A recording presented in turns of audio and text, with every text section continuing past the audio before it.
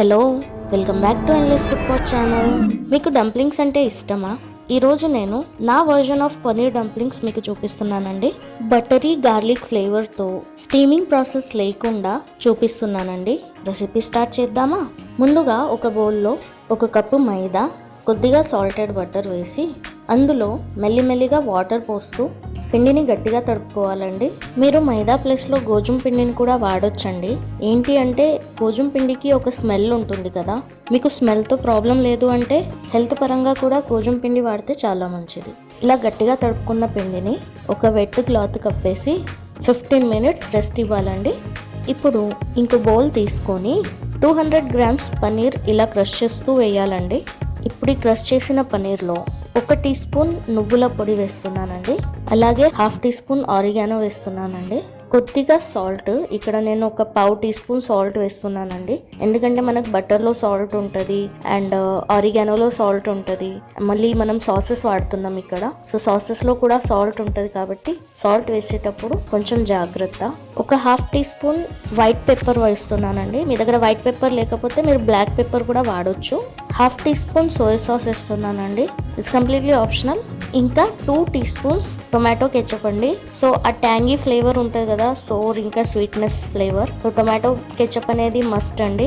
మీరు ఇందులో మేనీస్ వేసుకోవచ్చు. సాసెస్ అనేవి మీ చాయిస్ అండి. ఈ మొత్తం మిక్చర్ని ఒకసారి కలిపేద్దామండి. కలిపిన తర్వాత మన డో రెస్ట్ అయిపోయింది కదా, సో మన డోని ఒకసారి చూద్దామండి. చూసారు కదా, ఇలా గట్టిగా తడుపుకున్నాను కాబట్టి మనకు ఇప్పుడు పొడి పిండి లేదా ఆయిల్ వాడే అవసరం లేదు మనం రోల్ చేసేటప్పుడు. ఇప్పుడు ఈ పిండిని ఒక చిన్న బాల్ సైజులో తీసుకొని దాన్ని మనం రోల్ చేద్దామండి. ఇక్కడ పొడి పిండి నేను వాడట్లేదండి, ఎందుకంటే ఇందులో బటర్ వేసాను అండ్ డో కూడా నేను చాలా టఫ్గా తడుపుకున్నాను కదా, సో అందుకనేసి మనకు ఇక్కడ ఈజీగా రోల్ అయిపోతుందండి. మనం ఇలా పూరి సైజులో రోల్ చేసుకోవాలి. రోల్ చేసుకున్న తర్వాత ఇప్పుడు మిక్చర్ ఉంది కదా అండి, మనం స్టఫింగ్ తయారు చేసాం కదా పనీర్ మిక్చర్, ఆ పనీర్ మిక్చర్ని ఇందులో కొద్దిగా పెట్టి ఇలా వీడియోలో చూపించిన విధంగా దాన్ని అల్లాలి అండి.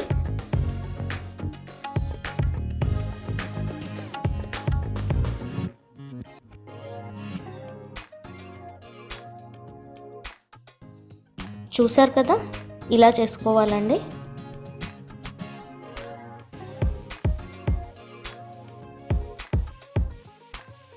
ఇలాగే మిగతా డంప్లింగ్స్ కూడా చేసేసుకోవాలి. సో మన డంప్లింగ్స్ రెడీ అయ్యాయండి. So let's jump into the next process. ఇప్పుడు ఫ్లేమ్ పైన ఒక ప్యాన్ పెడదామండి. అందులో కొంచెం బటర్ వేయాలి. బటర్ కొంచెం హీట్ అయ్యాక ఇవి ఒక 10 ఫైన్లీ చాప్డ్ గార్లిక్ క్లోవ్స్ అండి. ఇది వేసాక కొద్దిగా గోల్డెన్ బ్రౌన్ అయ్యేంత వరకు ఫ్రై చేయాలి. గోల్డెన్ బ్రౌన్లోకి వచ్చిన తర్వాత ఒక టీ కప్ సైజ్ కప్పుతో వాటర్ పోసానండి. 1 cup water. ఆ వాటర్ బాయిల్ అయ్యేటప్పుడు ఈ డంప్లింగ్స్ అందులో వేయాలి. ఇప్పుడు వాటర్లో మనం డంప్లింగ్స్ వేసాం కదా, సో మనం దాన్ని కవర్ చేసేద్దామండి. అండ్ ఆ వాటర్ ఇవాపరేట్ అయ్యేంత వరకు మనం వెయిట్ చేద్దాం. సో ఆ ఆవిరితో ఆ డంప్లింగ్స్ అనేవి కుక్ అయిపోతాయి. సో చూసారు కదా అండి, వాటర్ అనేది కంప్లీట్గా ఇవాపరేట్ అయిపోయాయి. మనకు బటర్ మొత్తం ఇలా క్రిస్టల్ క్లియర్గా కనిపిస్తుంది.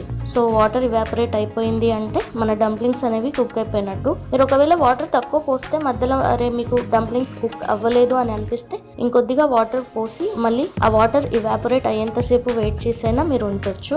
బట్ ఇప్పుడైతే ఇవి అయిపోయాయి, మన డంప్లింగ్స్ చాలా బాగా కుక్ అయిపోయాయి. అండ్ చూడండి, మనం బటర్ వేసాం కదా, కింద బాటంలో అది ఫ్రై కూడా అయ్యాయి. సో మనం ఇంకొంచెం సేపు ఇలాగే బటర్లో ఇంకొంచెం సేపు డంప్లింగ్స్ ని ఫ్రై చేసుకోవచ్చు. సో ఇలా నేను టర్న్ చేస్తున్నా ఇప్పుడు డంప్లింగ్స్ ని. ఆ డంప్లింగ్స్ ఆల్రెడీ స్టీమ్ అయ్యాయి కదా, అవి కొంచెం బటర్లో ఫ్రై కూడా అవుతాయి. ఇక్కడ నేను డంప్లింగ్స్ ని ఫ్రై చేస్తున్నా గార్లిక్ బటర్లో. అయిపోయిందండి, ఇది ఫ్రై కూడా అయిపోయాయి. ఇప్పుడు నేను వీటిని ప్లేటింగ్ చేస్తున్నా. మన డంప్లింగ్స్ రెడీ అయిపోయాయండి. మీకు ఇష్టం ఉంటే కొంచెం పైనుండి ఆరిగానో కూడా స్ప్రింకిల్ చేసుకోవచ్చండి.